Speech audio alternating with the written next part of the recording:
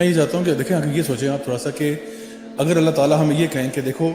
تم اپنی زندگی کی نا سب سے بیسٹ نماز لے کے آؤ، اپنی زندگی کی سب سے وہ نماز لے کے آؤ خشوع خضوع والی، تو میں تمہاری ساری نمازیں ویسی کر دوں گا۔ اگر اللہ تعالیٰ ہمیں یہ آفر دے دے تو کتنے لوگ یہ کہہ سکتے ہیں کہ میری وہ جو بیسٹ نماز تھی نا وہ بھی اس قابل تھی کہ اللہ تعالیٰ کو پریزنٹ کی جا سکتی ہے، یعنی میری جو بیسٹ نماز زندگی کی جو میں نے کوئی بیسٹ نماز پڑھی ہے وہ بھی اس قابل تھی کہ وہ اللہ کے بارگاہ میں پیش کی جا سکے۔ یعنی ہمارا میں تو کہہ رہا ہوں کہ باقی تو چھوڑو ساری چیزیں۔ دوسری چیز میں آپ کو بتاؤں کہ اگر آپ انسٹنٹ خشوع چاہتے ہیں نا نماز کے اندر، تو میں کبھی کبھار سوچتا ہوں کہ یار آپ یہ سوچو کہ کس نماز میں آپ کی زندگی میں نا آپ نے بہت دل سے پڑھی ہے، وہ اکثر وہ نماز ہوگی جب آپ کو کوئی سخت حاجت تھی، یعنی اسپیشلی جب ایگزامز کا ٹائم آتا ہے، آپ کو یاد ہوگا ایگزام میں جب ہمیں پتا تھا کہ فیل ہونے لگے ہیں تو پھر جائے بچھاتے تھے اور اللہ تعالیٰ سے وہ گڑ گڑا کے دعا کرتے تھے یا اللہ پاس کر دے، اللہ پاس کر دے، یا جب دکھی تھے کسی بھی کوئی ہاں ٹریجڈی ہو گئی، دل ٹوٹ گیا ہو وغیرہ، پیار میں ناکامی ہوئی ہو، تو انسان اس ٹائم پہ جس طرح سے اللہ کو پکارتا ہے نا وہ ایک مختلف پکار ہوتی ہے جو آپ کی روٹین میں نہیں آتی۔ اب اس کے پیچھے اگر آپ انالیسس کریں تو ایک وجہ جو میں نے سمجھی ہے وہ یہ ہے کہ جب آپ کو اللہ تعالیٰ سے کچھ چاہیے ہوتا ہے نا شدت سے تو آٹومیٹکلی آپ کی نماز کے اندر خشوع آ جاتا ہے، کیونکہ آپ اس جذبے سے پڑھتے ہو کہ یا اللہ پلیز دے دے، پھر آپ کے الحمدللہ رب العالمین میں آپ کے آنسو نکلیں گے کہ آپ کہو گے کہ یا اللہ بس مجھے تو دے دے کسی طریقے سے،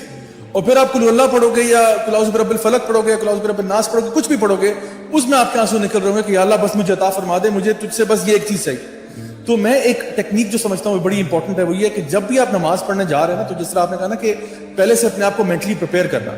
ایک تو یہ پریپیئر کرنا کہ میں اللہ سے ملنے جا رہا ہوں، مطلب ویسے آپ کسی بندے کو ملنے جاتے ہیں، کسی دنیاوی بندے کو، ویسے کسی فار ایگزامپل آپ کسی بھی ہیڈ کو ملنے جا رہے ہیں، ڈپارٹمنٹ کا ہیڈ ہے، کوئی ایسی چیز ہے، تو آپ پورا تیار شیار ہو کے سوٹڈ بوٹڈ ہو کے جاتے ہیں بڑے تمیز کے ساتھ، کسی بڑی پرسنالٹی کو ملنے جا رہے ہیں، تو یہ نعوذ باللہ اللہ ہی رہ گیا پیچھے جس کے لیے آپ اتنے کیئرلیس ہو کے جا رہے ہیں، پہلی بات۔ دوسری بات یہ کہ جب آپ کو پتا ہے نا کہ میں نے کچھ اللہ تعالیٰ کے سامنے اللہ سے کچھ مانگنا ہے تو اپنے پاس، یعنی دعا ہو العبادہ، دعا جو ہے وہ عبادت ہے، تو پہلے سے آپ سوچیں کہ میں نے اللہ تعالیٰ سے نا اس نماز میں یہ چیز مانگنی ہے اور میں نے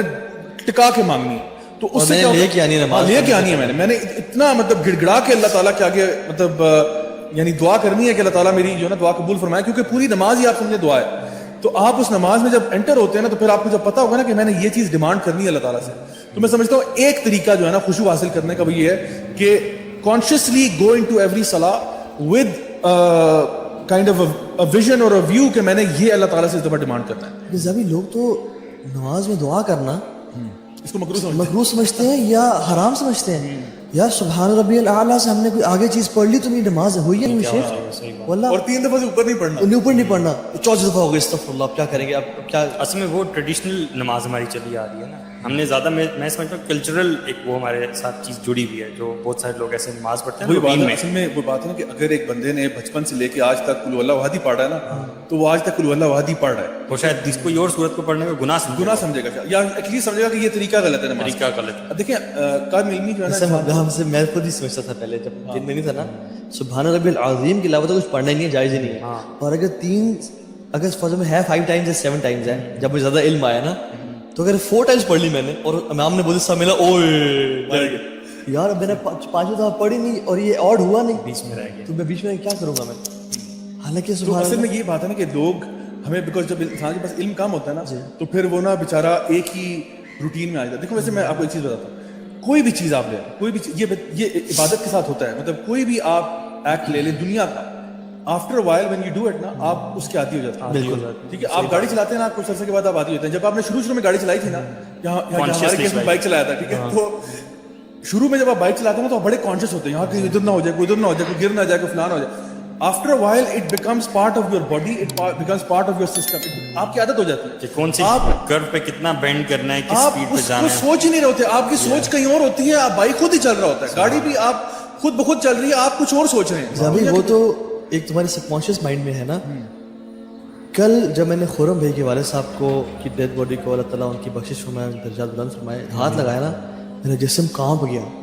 کہ یہ ڈیڈ انسان ہے اور یہ ڈیڈ باڈی ہے، اور میں نے کافی عرصے بعد کسی ڈیڈ باڈی کو ہاتھ لگایا اور اپنے سامنے دیکھا، لیکن جو قبرستان میں جو قبر کھودنے والے اور وہ لوگ تھے نا ان کے لیے کچھ کچھ بھی نہیں تھا، اچھا بیزار لوگ تھے، وہ پھر ان کا ایٹیٹیوڈ کیا کہ وہ نا مطلب ہمیں نا میں آپ کو ان کی وہ نہیں ایکسپوز کرنا چاہ رہا وہ کیا کیا ڈیمانڈ کر رہے تھے، لیکن جو قبرستان والے لوگ تھے جو قبر کھدوانے کے لیے ٹائم پہ سبحان اللہ، اور ان کی ایکٹیویٹیز اور سب کچھ دیکھیے، they were desensitized کہ یار مردے کو آپ قبر پہ روزانہ اتارتے ہو تو آپ کا تو تقوی کا وہ لیول ہونا چاہیے کہ جو ہم اس دن فیل کرتے ہیں, لیکن آپ کو تو پرواہ کوئی نہیں. وہی بات ہے نا, آپ کوئی بھی چیز بار بار کرتے ہو نا تو وہ آپ کی عادت بن جاتی ہے. اس کو مطلب اس عادت کے فارم سے باہر نکالنے کے لیے آپ کو کانشیس ایفرٹ کرنا پڑتا ہے. اور یہ میں آپ کو بتاؤں یہ ہر عبادت کے ساتھ بریک دا سرکل,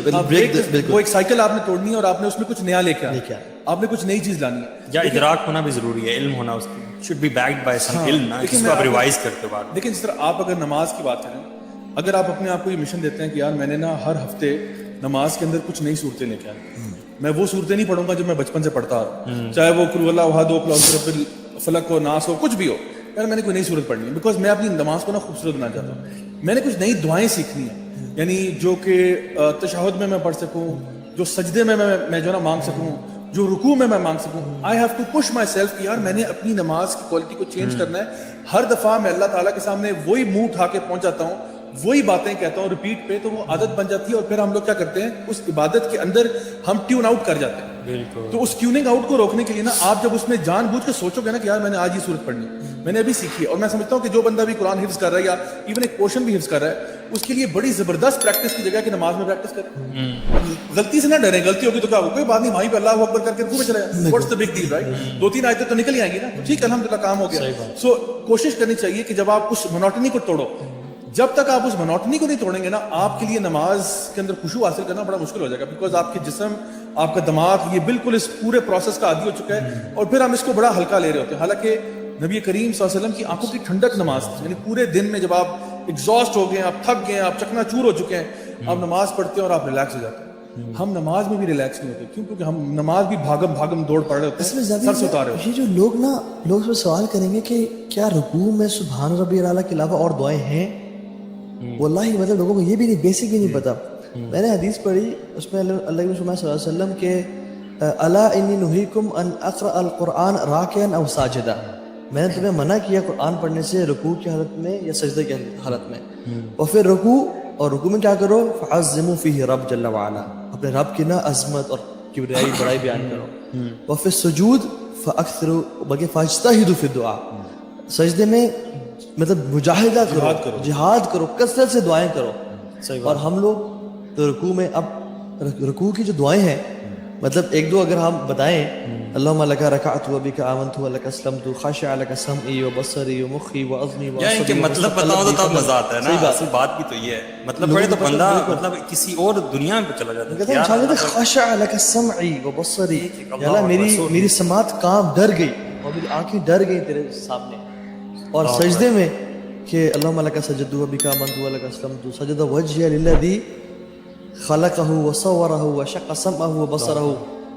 دعائیں مطلب انسان کثرت سے جب مانگنا شروع کرے سجدے میں. عبداللہ بن مسعود نے نا ایک دفعہ اللہ کے نبی کے ساتھ نماز پڑھی,